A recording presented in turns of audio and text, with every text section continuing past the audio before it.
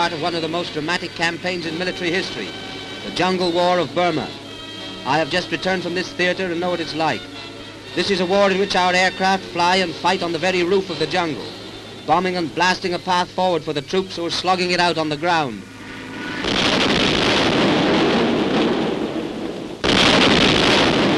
As the 14th Army fight their way into Burma, two immense obstacles have lain across their path.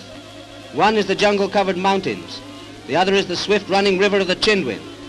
Over the Chindwin, and at this very place, Field Marshal Alexander led the rear guard of the British Army in Burma when they retreated into India 3 years ago. Now it is the Japanese who are in retreat. There go the first British patrols, following up the enemy. On the far bank of the river, they will form a protective screen of infantry and establish a bridgehead. If the enemy should launch a counterattack, it is the duty of these troops to hold them off until the bridge is built and the rest of the army can cross the river. Every soldier carries on his back about 50 pounds of pack and equipment, besides his arms and ammunition. These troops will probably carry 5 days' rations with them too.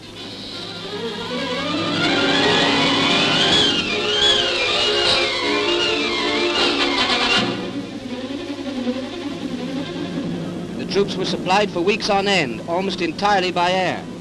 Food, ammunition, medical stores, newspapers and letters from home all came down on the end of a parachute. This is what is called a free drop. There are no parachutes attached to these bundles. They are probably bales of hay for the mules to eat. You'd be surprised how much a mule can eat.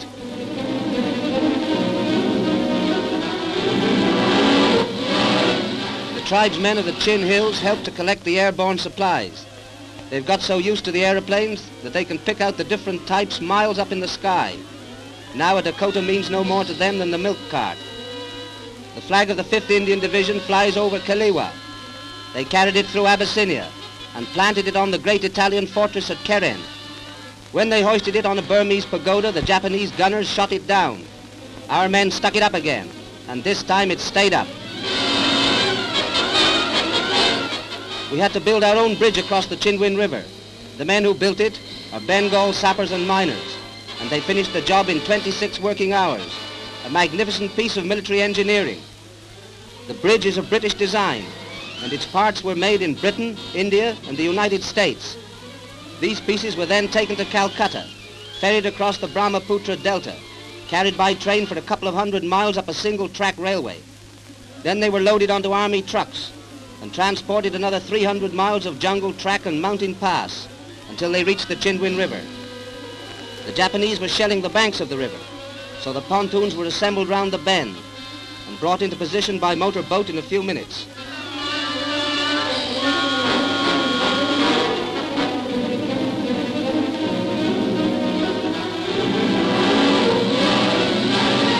Well, there it is, the finished job. The first bridge ever built across the Chindwin River, and the largest floating Bailey bridge ever built anywhere in this war, 365 yards long. Well done, the sappers. Now the guns and wagons of the rest of the army can get across and go forward to the battle zone a mile or two beyond the river. Motor power and muscle power keep the column rolling forward.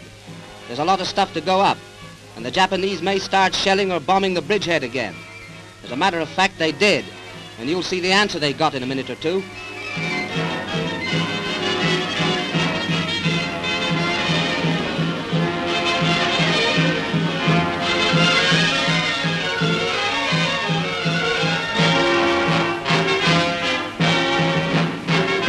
Now the armor is moving up, rumbling along through the dust. With the tanks go the infantry, British, Indian, and African. These men have marched and fought for 500 miles since midsummer.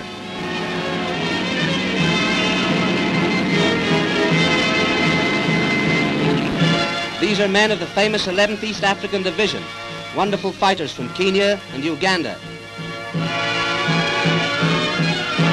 Our attack batteries drove off Jap Zeros on a snooping mission. The Zeros did not hit the bridge, but several of them personally hit the deck.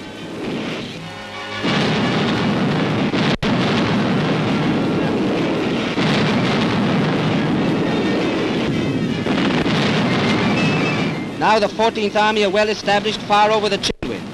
Guns, tanks and infantry are pressing forward into the land beyond the river. In endless columns, the 14th Army are converging on the road to Mandalay. There may be 14th Army soldiers here in this audience, home on leave from Burma. And if there are, they can take this message back. Britain is proud of them.